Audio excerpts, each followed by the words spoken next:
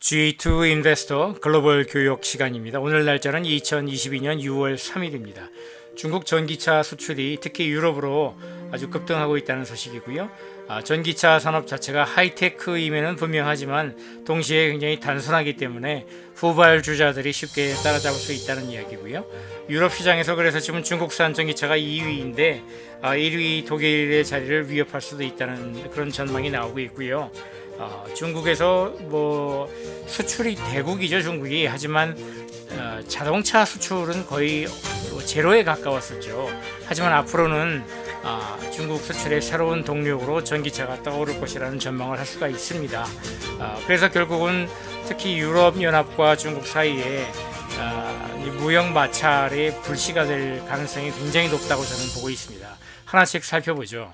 2019년 테슬라 샹하이 기가 팩토리가 오픈을 하고 중국에서 이제 외국 자동차 브랜드가 단독으로, 그러니까 합작 회사가 아니고 단독으로 진출한 첫 번째 사례였죠.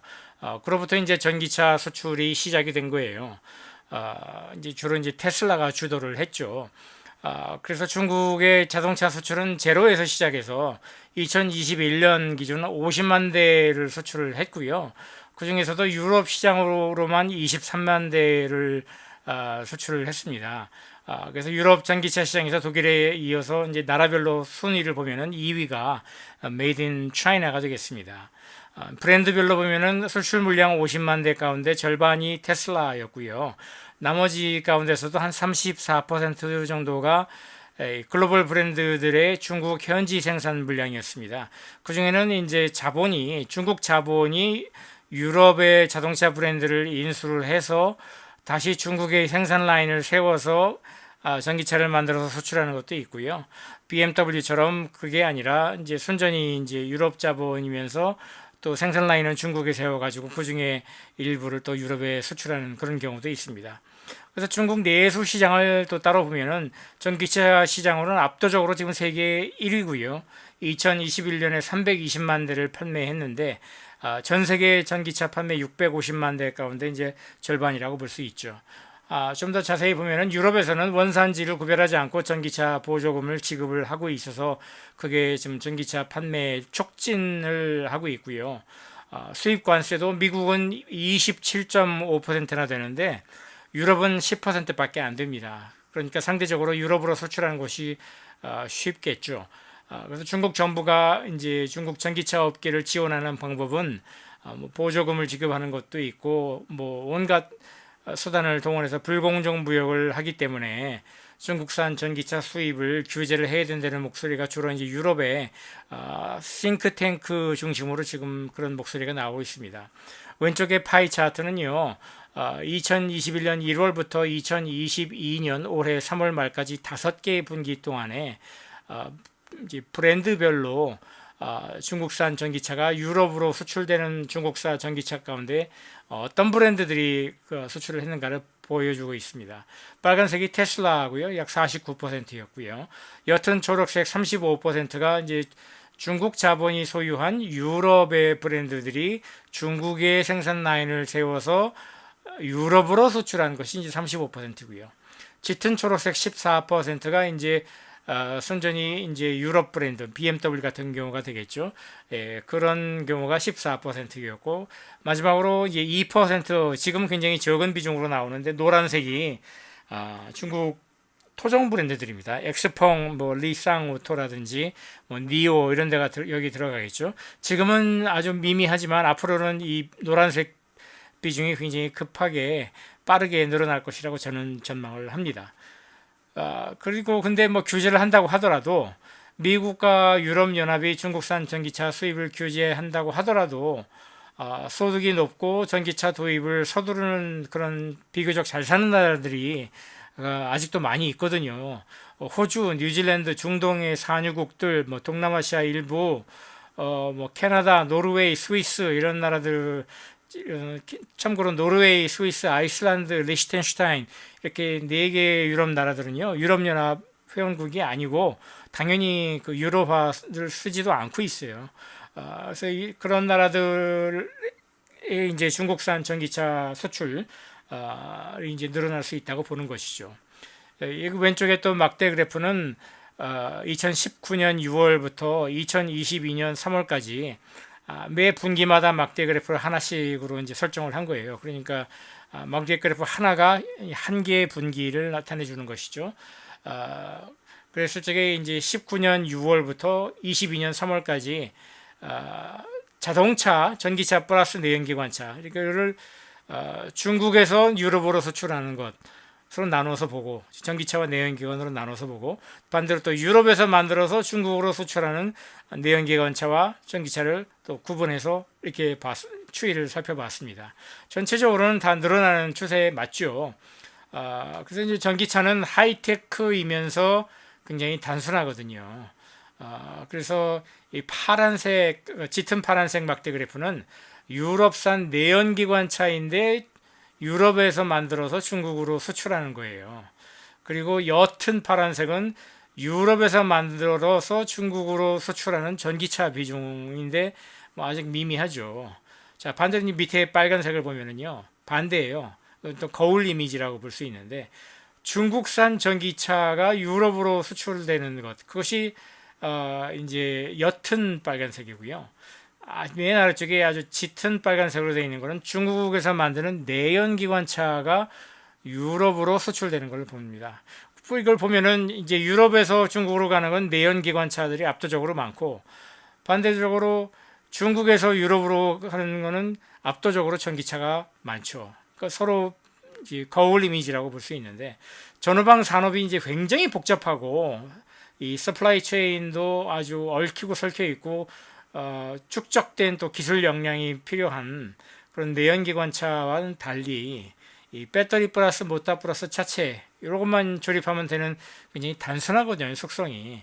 그랬을 적에 이제 일본이나 유럽이나 이런 미국 브랜드들에게는 굉장히 불리할 수가 있다는 겁니다. 그래서 이제 여기 왼쪽 이제 파이 차트 세 개는 2020년과 30년과 40년 중국 내수 시장만 봤을 적에 2040년 제일 오른쪽 원을 보시면은 연두색이 전기차, 짙은 파란색이 내연기관차, 빨간색이 이제 연료전지차를 뭐 비중이 될 거라고 보는데 저는 이대로 보지 않아요. 제가 보는 관점은 전기차 비중이 75에서 80%까지 될 거라고 저는 보고 있습니다.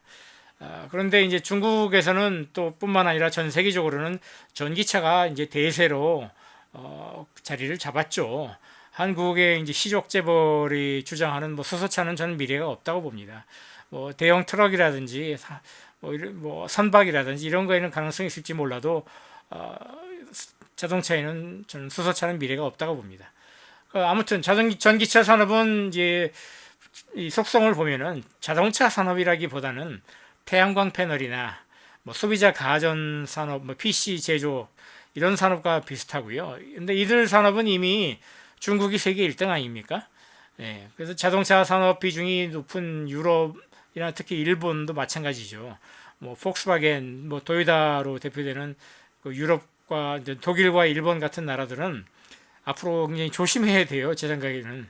왜냐하면 소비자 가전이나 PC나 뭐 스마트폰에서처럼 하드웨어는 뭐 중국산을 쓰고 거기에 들어가는 OS나 이런 소프트웨어는 미국산을 써야 되고 그렇게 되면은 이제 독일이나 일본의 그 기존의 내연기관차 베이스의 자동차 산업은 뭐 살아남기가 굉장히 어려울 것이라고 저는 보고 있습니다. 지금도 이미 뭐 유럽도 마찬가지고 일본도 마찬가지예요. 유럽산 뭐 스마트폰 브랜드, 일본산 스마트폰 브랜드 뭐 있습니까?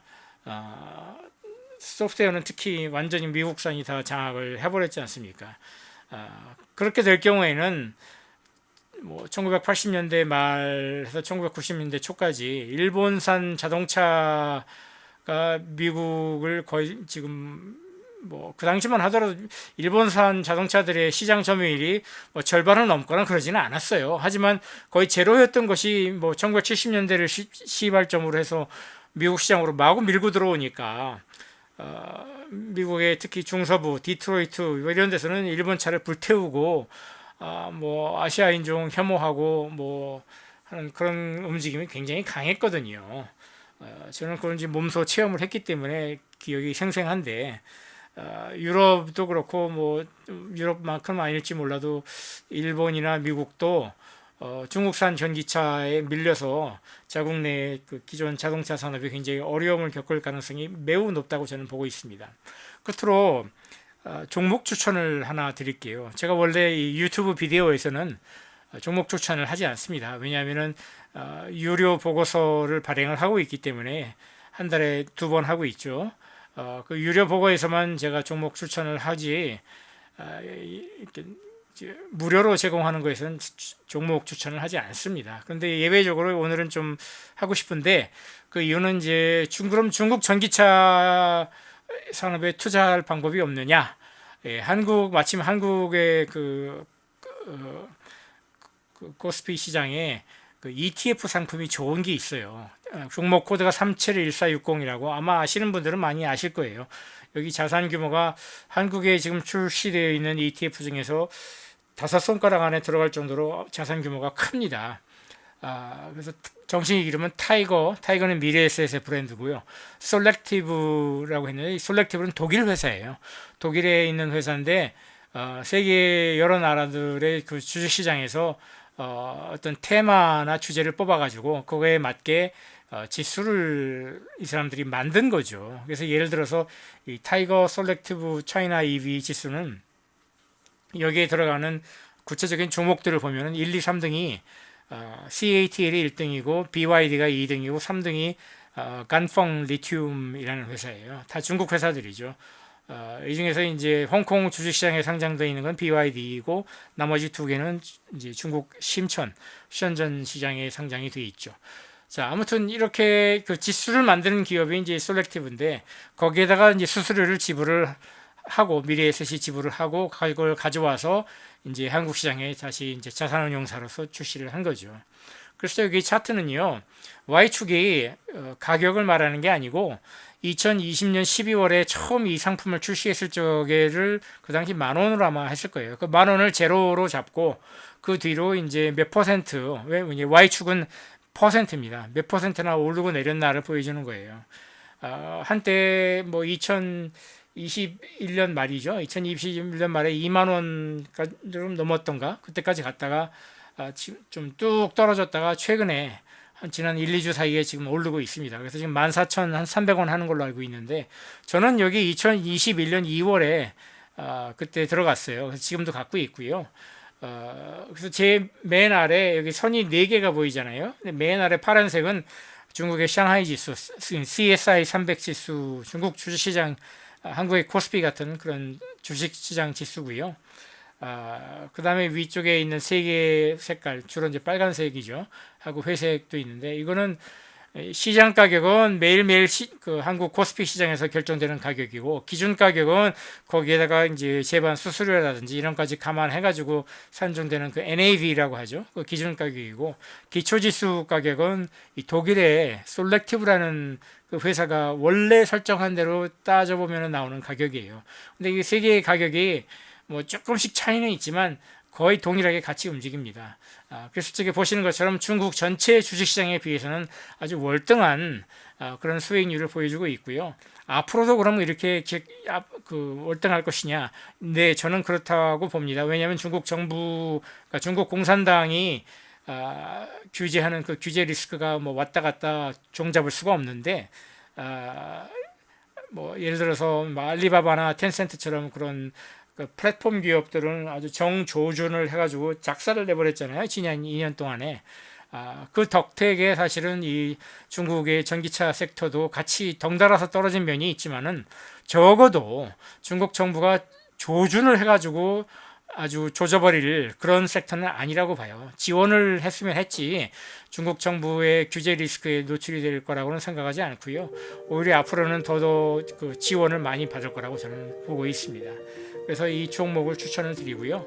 자, 여기까지 오늘 첫 번째 그 글로벌 교육으로는 첫 번째 유튜브 방송이었고요. 앞으로도 그 유튜브 채널이라든지 카카오 TV, 페이스북, 인스타그램, 이제 페이스북에서도 제가 이제 G2 인베스터 페이지와 뉴스 잉글리시 페이지를 이제 따로 지금 운영을 하고 있습니다. 굉장히 여러분에게 도움이 되고 유익하면서 다른 데서는 찾아볼 수 없는 그런 차별적인 내용을 많이 담고 있으니까 찾아와서 보시면은 여러분께 아주 유익할 거라고 저는 생각을 합니다.